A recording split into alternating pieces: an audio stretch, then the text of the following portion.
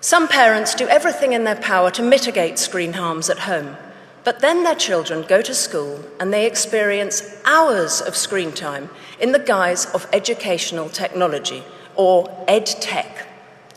Whether that's in the form of iPads and Alexa voice assistants for nursery school children, learning systems like PowerSchool in primary school, or Google Classroom on secondary school devices, who has proven that this deluge of screen education is what's best for our children? No one has. If we step back and view this state of affairs through a compassionate lens, it's fairly understandable. Let's wave aside the fact that only 7% of UK edtech companies have conducted randomized controlled trials, and just 12% have used third-party certification. Let's put these pesky facts aside. At the beginning, these products seemed futuristically exciting. Well-intentioned schools spent fortunes buying and implementing the latest software and trained their teachers in how to use it. And some of the tools, like no more marking, have been helpful for teachers. But now we have better data on how tech is impacting pupils, so we must press pause and, in many cases, rewind. The Karolinska Institute in Sweden recently published research concluding that there's clear scientific evidence that tools impair rather than enhance learning. Sweden has taken note and been the first country to kick tech out of the classroom, reinvesting in books, paper, and pens.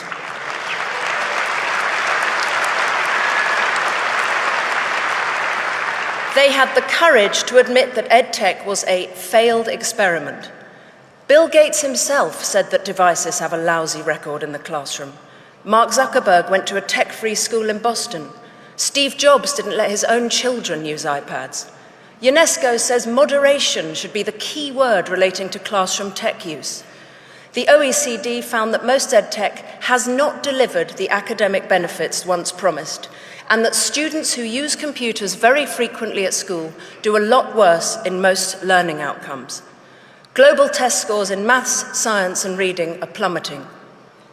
I've personally spoken to teachers in British state schools who've acknowledged that classroom tech has hampered the progress of many of their pupils, and the huge boom in tutoring among private school children points to the fact that they're not learning well in school either. So why are we getting so overexcited about EdTech here in Britain? Why are we outsourcing executive function skills to a computer? Why are we allowing exam boards to take every subject online by 2030?